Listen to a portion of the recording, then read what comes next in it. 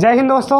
आज के सेशन में आपको देखना है एक केमिस्ट्री का पार्ट है, आप बाउ का नियम देखना है। तो आप ध्यान से देखोगे तो इसमें SPDF, KLMN और नाभिक के अंदर कौन से कण रहते हैं, बाहर कौन से कण रहते हैं, तो ये सब बातों को आपको जानना है। देखना है सबसे पहले नाभिक के अंदर। तो नाभिक के बैठ जाओ। तो नाभिक में 2 इलेक्ट्रॉन और 2 कण होते हैं। बाहर इलेक्ट्रॉन उतने ही क्या होते हैं, चक्कर लगाते हैं। प्रोटॉन न्यूट्रॉन नाभिक के अंदर होते हैं और इलेक्ट्रॉन बाहर चक्कर लगाते हैं। प्रोटॉन धनावेशित होता है, इलेक्ट्रॉन ऋणावेशित, और न्यूट्रॉन ना तो धनावेशित और ना ही ऋणावेशित, मतलब उदासीन होता है। बाकी इनकी खोज की बात करें तो ईंट पर नाश बचपन से पढ़ते आए हो। ईंट पर नाश है मतलब ई से इलेक्ट्रॉन हो जाएगा, इलेक्ट्रॉन का थॉम्सन हो जाएगा, और प्रोटॉन होगा और प्रोटॉन का रदरफोर्ड हो जाएगा। न्यूट्रॉन होगा, न्यूट्रॉन का चैडविक हो जाएगा। क्या हो जाएगा? चैडविक। ये बचपन से पढ़ते चले आए हो। जब से आप क्या हुआ, कोई नाभिक है उसके चारों ओर दीर्घ वृत्ताकार में इलेक्ट्रॉन क्या होते हैं, चक्कर लगाते हैं। पहला के, दूसरा यल, यम और क्या यन। यही हमारा क्या है, कोष है। यही हमारा कोष है। तो कोष कौन कौन से हुए, के, यल, यम और क्या यन। ध्यान से देखना, ध्यान से देखना, एक एक चीज समझ में आ जाए। तो एक कोष में मैक्सिमम 2 पर n स्क्वायर इलेक्ट्रॉन रह सकते हैं। कितने? 2 पर n स्क्वायर इलेक्ट्रॉन रह सकते हैं। n का मान यदि 1 रखोगे तो ये आ जाएगा 2, और n का मान 2 रखोगे तो ये आ जाएगा 8। 2 दूना 4, 4 दूना 8। और n का मान यदि 3 रखोगे, 3 त्रिका 9 दूना 18। और n का मान 4 रखोगे तो ये आ जाएगा 32। 4 चौका 16 दूना 32। ये हमारा n का मान होगा, ये हमारा m का, और ये यल का, ये क्या k का। तो ये हमारे क्या हुए, कोष। अब जैसे एक बड़ा सा मकान रहता है, उसमें कई कमरे रहते हैं, कमरे बोला जाता है। ठीक, रसोइया का घर अलग है, वही सोने का घर अलग है, और एक क्या स्टोर रूम अलग है। सब ऐसे ही किचन का अलग है। तो वैसे इसी में खाने बनेंगे, जिसको हम क्या बोलेंगे, जिसको हम बोलेंगे उपकोष। क्या बोलेंगे? उपकोष। सब सेल बोलेंगे और इसको सेल बोलेंगे। तो 2, 8, 18, 32 ये तो हमारे कोष हुए। अब उपकोष क्या हुए, यस, SPD और SPDF।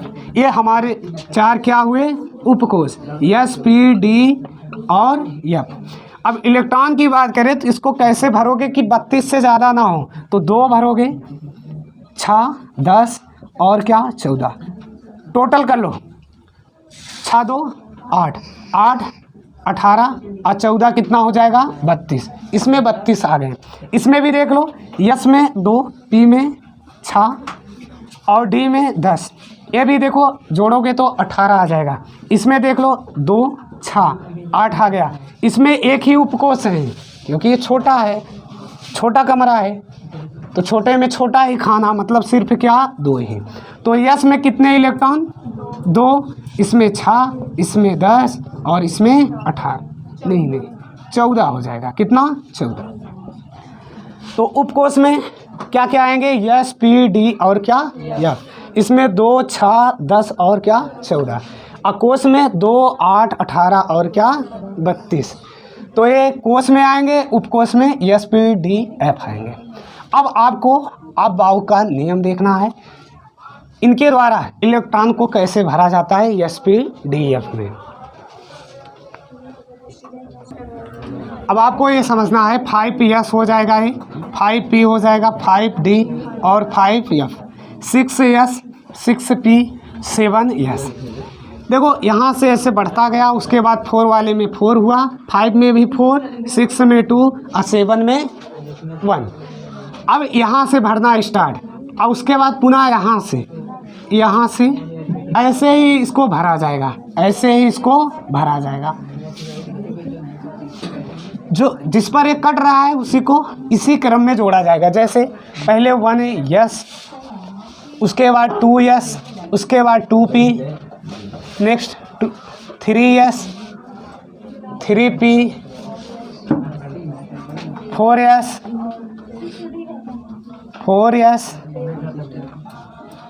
नहीं 3p के बाद 4s, ठीक है। अब यहाँ पर 3d, उसके बाद 4p, 4p, 4p, उसके बाद 5s,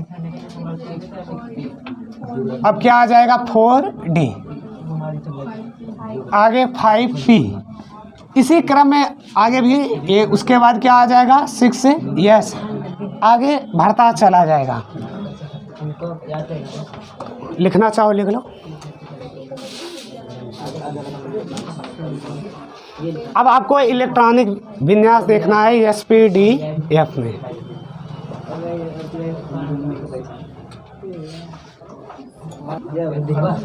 तो हाइड्रोजन का क्या होगा 1, इसका 1s 1 हो जाएगा। उसके बाद हीलियम 1s 2, लिथियम Li 3 होगा, इसका 2, इसका 1, तो 1s स्क्वायर और 2s 1। उसके बाद बेरिलियम 4 होगा, 2s स्क्वायर। हाँ, बोरान का B5 हो जाएगा 1, 2s स्क्वायर। अब यहाँ तक हो गया। अब क्या, हाँ ये क्या होगा 2p, 1 2 3, ये 2p हो जाएगा। Carbon 1s square 2s square 2p पर 2। Nitrogen 1s square 2s 2p पर 3। Oxygen 1s square 2s square 2p पर 4। Fluorine 1s square 2s square 2p पर 5 दिख रहा है यहाँ। Neon 10 1s square 2s 2p पर 6। ये हमारा कोष भर गया। तो ये क्या होगा अक्रिय गैस होगा, नोबेल गैस, जो 18वें वर्ग में है। किस वर्ग में 18वें वर्ग में है। अब इसके आगे देखते हैं। यानी 1s स्क्वायर 2s स्क्वायर, या इससे डायरेक्ट लिख सकते हो, यानी का लिख दो। यानी के बाद इसमें आगे क्या जोड़ दो 3s 1, 3s 1, ठीक है। Mg 12, तो यानी का लिख देना, और यहाँ 3s। Al, तो यानी यहाँ 3s स्क्वायर, उसके बाद 3p1 हो जाएगा, 3p1। Si 14, तो यानी 3s स्क्वायर 3p पर 2 हो जाएगा।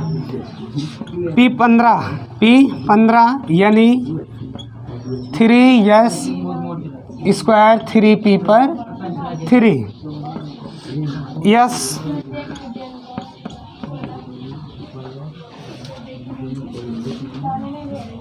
ए 10, ठीक तो है, सही है।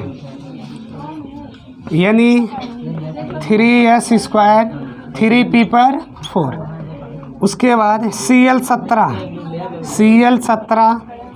यानी 3s स्क्वायर और 3p पर 5।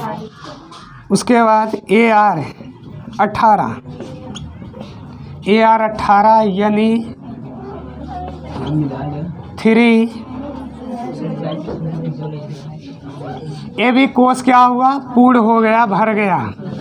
ये भी अक्रिय गैस में आएगा, लिख लो। अब आपको देखना है कि 19 का, तो Ar का लिख दो, आर्गन का जितना होता है उसे पूरा लिख दो। उसके बाद अब ये 3p पर हो गया है, अब इसे लिखोगे तो 4s1 हो जाएगा, 20 AR 4s2 हो जाएगा। अब ये तो कोस भर गया, तो ऐसे मत करना कि यस पर 3 कर दें, यस पर 4 कर दें, क्योंकि यस में 2 इलेक्ट्रॉन से ज़्यादा नहीं भर, इसलिए अब किस में जाएगा, इसमें। तो यस सी AR 3 को पहले लिख देना, 3 को पहले, तो 4s और 2 को बाहर कर दो, 3d1 यहाँ हो जाएगा। ठीक, इसी प्रकार 22 नंबर टाइटेनियम AR 3d2 अब 4s स्क्वायर।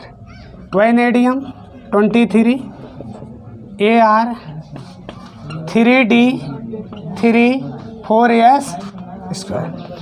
क्रोमियम अपवाद है, क्रोमियम क्या है, अपवाद है, इसमें 1 हो जाएगा और यहाँ संख्या बढ़ जाएगी, इसकी संख्या बढ़ जाएगी, 3d पर 5 हो जाएगा, और एक तो पहले का बढ़ा और एक इसका S1, ये क्या है, अपवाद है, ये अपवाद है। और Mn 25 AR का लिखोगे 3d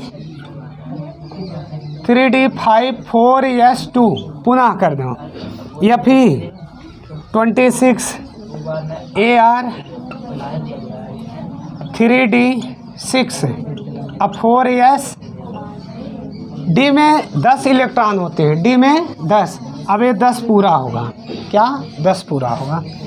उसके बाद कोबाल्ट 27 AR दिख रहा है, AR 3d 7 4s स्क्वायर हो जाएगा। इधर कुछ हटा दें। अब निकिल Ni 28 AR और 3d 8 4s2 Cu ये भी अपवाद है, AR 3d 10 हो जाएगा, यहाँ 4s1 हो जाएगा, स्टार लगा दो, स्टार लगा दो। अब ऐसे Zn 30 AR 3d 10 4s square लिख लो। ये आपका 30 तक कंप्लीट हो गया।